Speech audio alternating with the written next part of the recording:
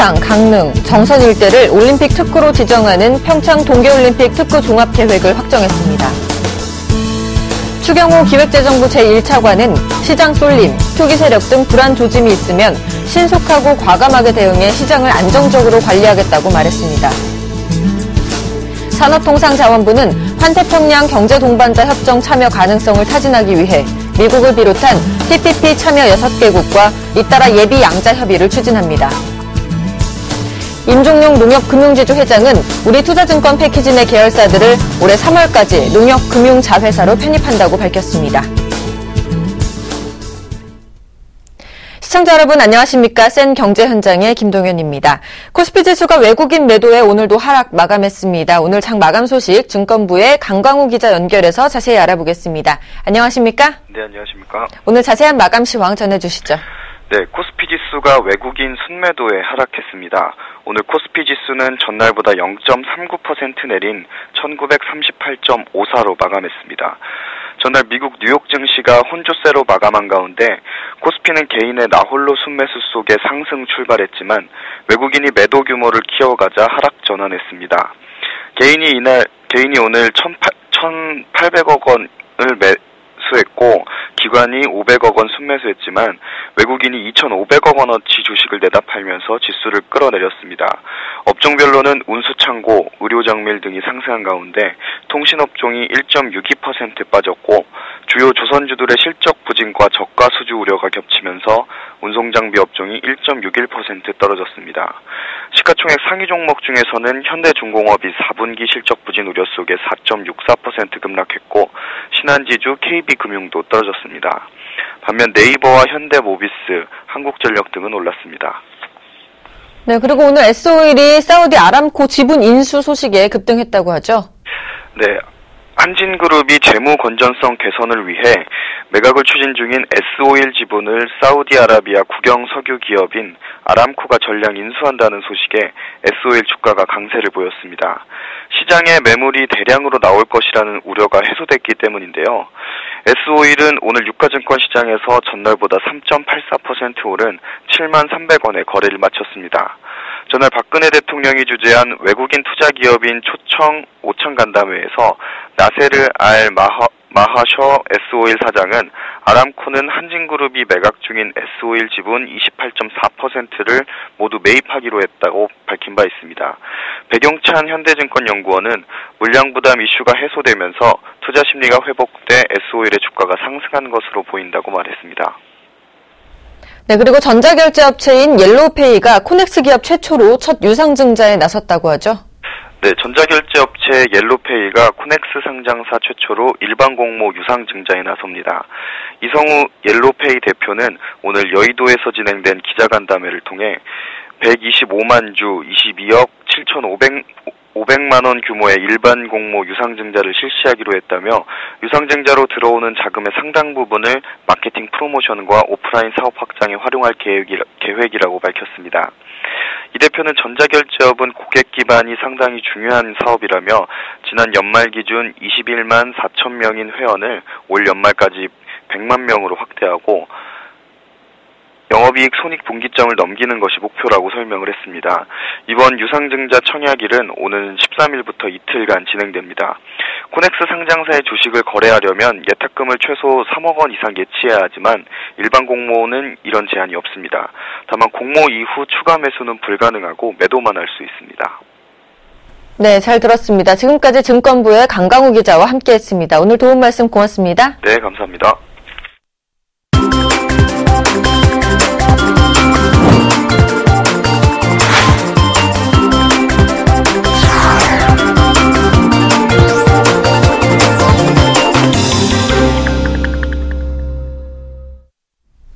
오늘의 주요 뉴스입니다.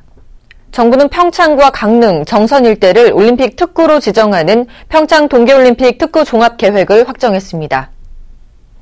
특구 개발에는 공공과 민간이 함께 참여하며 2018년까지 정부가 약 3조 원의 사업비를 투자하고 세금 감면과 기반시설 지원 같은 각종 혜택도 뒤따릅니다. 국토연구원은 특구 조성으로 앞으로 20년간 지역 내 총 생산이 연평균 5천억 원씩 증가하고 매년 13,000명의 고용이 유발될 것으로 전망했습니다.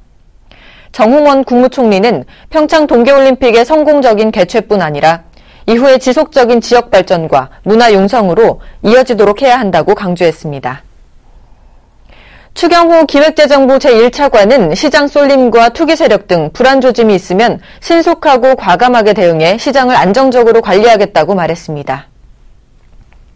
추 차관은 미국의 양적 완화 축소가 진행되면서 일본과 중국, 신흥국 시장의 불안도 커질 것으로 보이고 대내적으로는 가계부채와 기업의 잠재 부실 문제도 있다며 대내외 문제를 면밀히 모니터링하고 필요시 선제적으로 대응하겠다고 강조했습니다. 엔화 약세에 대해서는 어려움을 겪는 국내 중소 중견기업의 환변동보험과 긴급 경영자금 지원 등 이미 마련해둔 정책을 차질 없이 집행하겠다고 덧붙였습니다. 산업통상자원부는 환태평양 경제동반자 협정 참여 가능성을 타진하기 위해 미국을 비롯한 TPP 참여 6개국과 잇따라 예비 양자 협의를 추진합니다.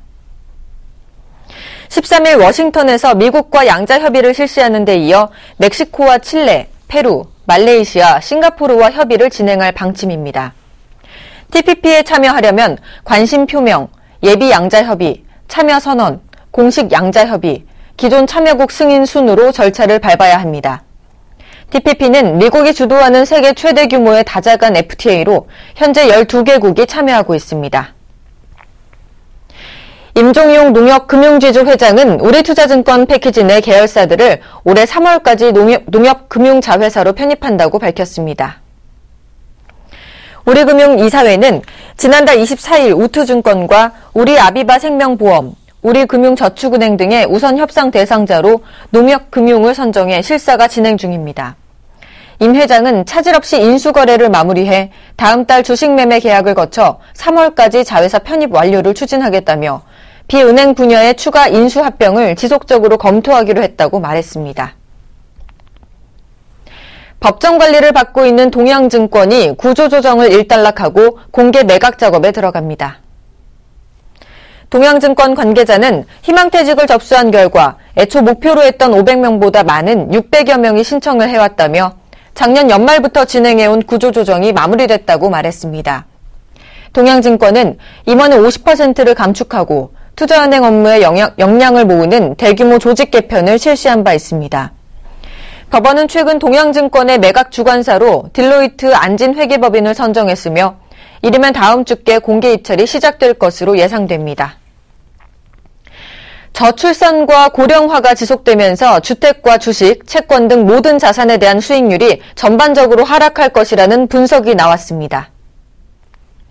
성명기 국민연금연구원 연구위원과 홍기석 이화여대 교수는 고령화가 자산 가격에 미치는 영향과 장기 전망 연구 보고서에서 전체 자산의 수익률이 2001년 기준 연 5.3%에서 2050년 2.8%로 2.5%포인트 하락할 것으로 예상했습니다.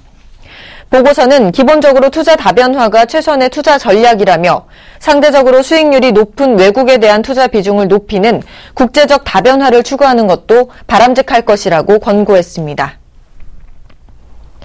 네, 요즘 주변을 살펴보면 수입산 맥주를 즐기는 젊은이들을 쉽게 찾을 수 있습니다. 외국 맥주 전성시대라는 말이 나올 정도인데요. 최근 수입 맥주 시장에 신흥 강자가 부상하면서 지각 변동이 일어나고 있다고 합니다. 이 자세한 내용을 산업부의 안현덕 기자 연결해서 들어보겠습니다. 안녕하십니까?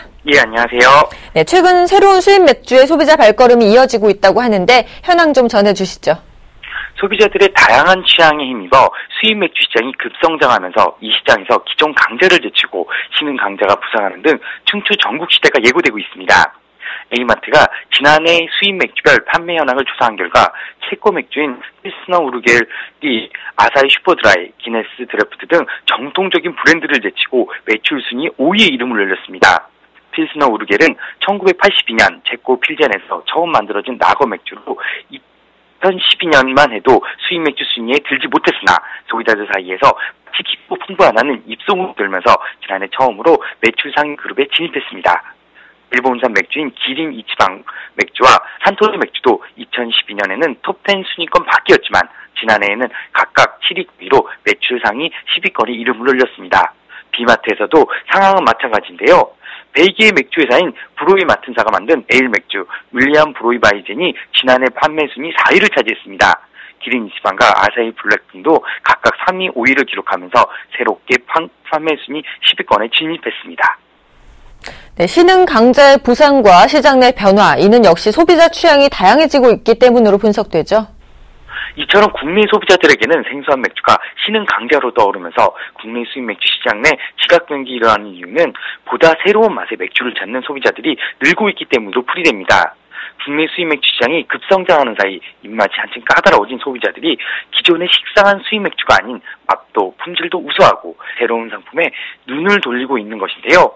실제로 A마트의 경우 국내 판매 1위를 자랑하던 아사히 슈퍼드라이의 소비자 수요가 뜸해지고 있는 분위기입니다.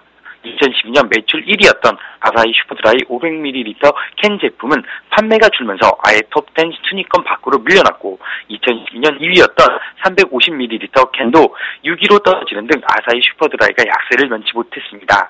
비나트도 2012년 판매 순위 3위에서 8위 내에 이름을 올렸던 호가드, 밀러, 버드와이저, 기네스 등이 신생 맥주 브랜드에 밀려 매출 상위 명단에서 이름이 빠졌습니다. 이외에 가격이나 경품 제공 등 수입업체의 프로모션도 한몫한다는 의견도 많은데요. 판촉 행사가 제한된 국내 맥주와 달리 새로 물 건너온 해외 맥주의 경우 최대 25%의 할인율을 적용은 물론 다양한 경품 제공도 가능해 빠르게 시장을 잠식하고 있다는 분석입니다. 자, 이처럼 수입 맥주의 부상 외에 롯데그룹의 맥주 시장 진출도 국내 맥주 시장 지각 변동을 예고하고 있다고 하는데요. 자세한 내용 전해주시죠. 롯데그룹이 오는 4월 프리미엄급 라거 맥주 신상품을 앞세워 국내 맥주 시장에 출사표를 던집니다.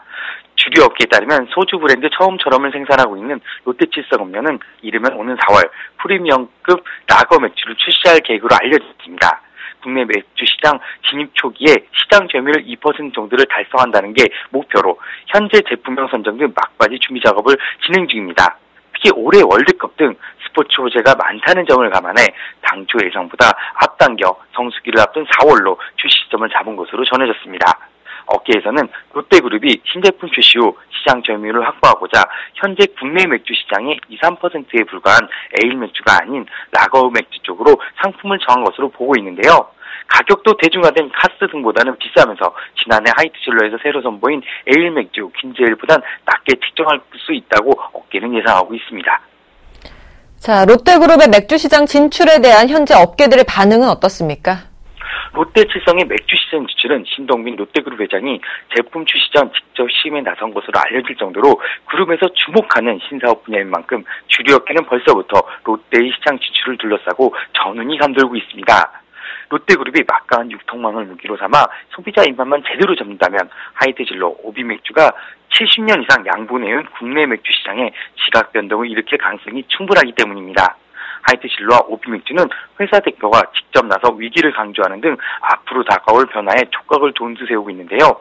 박문덕 하이트진로 회장은 신년사에서 올해 경쟁사의 맥주 시장 신규 진출과 수입 주류 증가 등 경쟁 사항이 더욱 치열해지고 있다며 선제 대응, 신속한 의사결정, 끝장 정신을 무장한 성과 창출 등을 통해 임직원이 힘을 한 곳에 모을 것을 당부했습니다. 장인수 오비맥주 사장도 지난 2일 본사에서 열린 시무식에서 올해 국내 맥주 시장 내 경쟁이 한층 치열할 수 있어 긴장을 늦추면 안 된다고 주문했습니다. 네, 잘 들었습니다. 지금까지 생활산업부 안현덕 기자와 함께했습니다. 오늘 도움 말씀 고맙습니다. 예, 감사합니다.